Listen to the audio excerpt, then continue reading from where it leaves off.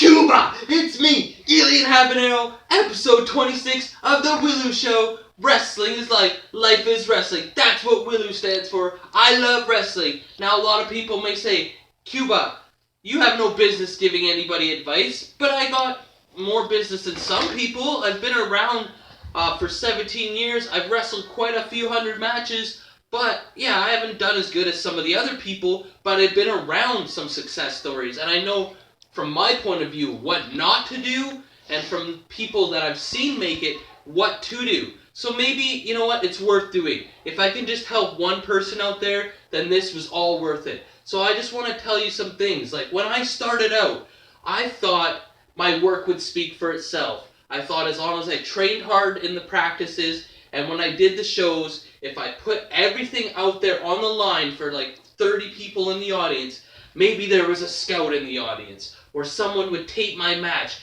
and someone would watch it somewhere, and then I would get discovered and I would get signed. I didn't think that I had to push myself and be like a kiss ass or anything like that, or, you know, get in with people. And I was also shy too, except for the people that knew me close. Well, don't do that.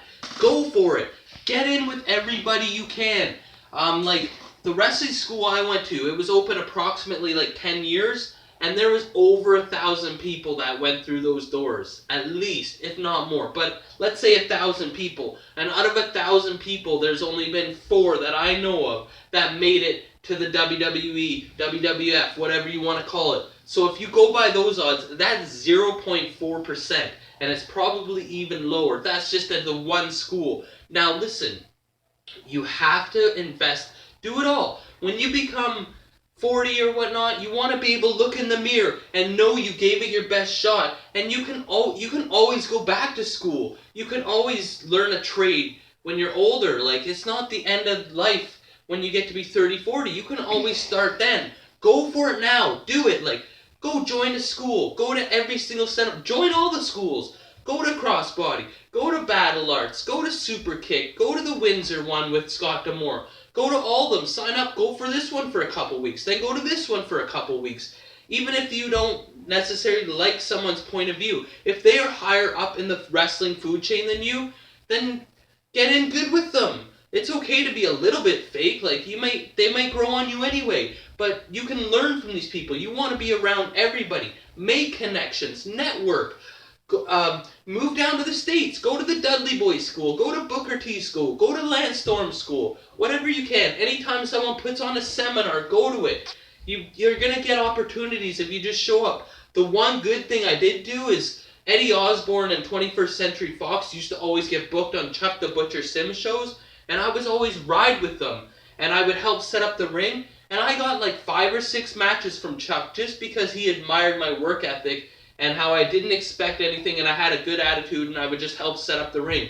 But I should have done more than that. I was at the school with the Highlanders and they were going to all these shows in Ontario. I should have begged them. I should have said, please, just let me come with you. Just let me tag along. Let me just be a fly on the wall. Let me shake hands with some people and just be in the locker room and hear, like, get the knowledge passed down. I don't know. I was just like hesitant or something. Like, in 2004, 2005, I went on this tour with Ernie, Todd, and Thorne. And at first, things were not going well for me. I wasn't impressing anybody. I wasn't, like, you know, getting paid that much. But I should have stuck with it and kept going on the tours. But I came back and I had to pay my mortgage. I should have just got my credit card, paid the mortgage, gone on the next tour. The girls all loved me, because I kind of looked like, it was a lot of Indian shows, like Native Canadians, and they thought that I was perhaps Native Canadian. If I would have just brought pictures with me, I could have made more money than I was working at a crappy factory. I should have just gone for it. But, hey, you live and you learn. I'm not here to have a lot of regrets. I'm just trying to make other people not have regrets. I'm happy with what I did. Obviously, I wish it would have been more, but I just gotta reminisce and think about the good times. Like, I remember Ty Dillinger telling me when he first got signed, like about 10 years ago, to, I think it was OVW at the time, how his credit cards were just racked up through the roof. He couldn't even get any more credit. And now look at him. He believed in himself. He invested in himself. The Highlanders, when Rory came over, he did not go and look for work. Robbie McAllister, he quit his job. They went all out. They invested in it. They went to the States. Wrestling was their job. Do it, folks. You have to. You can't say you want to be in this business just to be a weekend warrior like me. I mean, I'm happy. I love wrestling. I always will. I always want to wrestle as much as I can. But you got to go all in. Be a kiss ass to people. Suck up. Buy a lot of gear. Like, whatever you can. Buy those DVDs where they have, like, Billy Gunn doing training seminars or whatever. Everything. Listen to the podcast. Like, you'll really want to learn as much as you can. But don't think, in a couple weeks things are going to happen. Make it happen now. Remember that Shia LaBeouf video? You can do it, or whatever he says. What is it? Cameraman knows.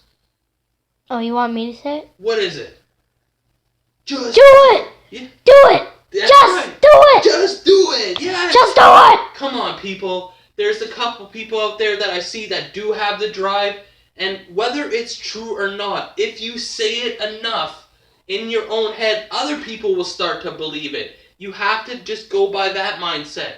If I just start saying, I'm the best Cuban wrestler of all time, I mean, not even true, but if I say it enough, and I keep backing it up somewhat, not even full the way, people are easily influenced, and it's just also connections. If they see that you were on this show, then they'll want to book you for this show. Like, you have to. You have to. I'm telling you right now. Stop watching this video. Go and watch all my other videos. After this video, make a list of things you're going to do. Make some goals. Make sure you make those goals. Instead of working a 9-to-5 job, work in the gym 9 to 5. Work on your body. Go and study how to get bigger, how to get stronger. Make this your job. Move back in with your parents. Who cares? Who cares what other people think? The way that the society is nowadays, we're so worried about status and what people think of us. Work at McDonald's. Who cares? Work at a crappy job that'll let you go for a month and come back and you have work. Who cares? Because in the end, you will be the one laughing. You will be the one that'll have money. You'll be able to pay off all your credit card debt. All that stuff. It will be worth it. And if it does not work out, at least you will have these memories to look back on, and you'll smile at yourself. You'll be able to tell your kids and grandkids or nieces and nephews if you don't have kids, like, you went for it. Follow your dreams, whatever it is, even if it's not wrestling. But that's what I know. I know wrestling. Do it. Go all the way up. All the way up. I am Elian Habanero, episode 26 of The W.I.L.L.I.W Show, which stands for Wrestling is Life. Life is Wrestling. It's tattooed on my arm. So, I may have tattooed it on my arm. Tattoo it in your brain. Now remember, like, or you get a leg drop. Comment, or you get a clothesline. Subscribe, or you get a suplex. I love wrestling. Cuba!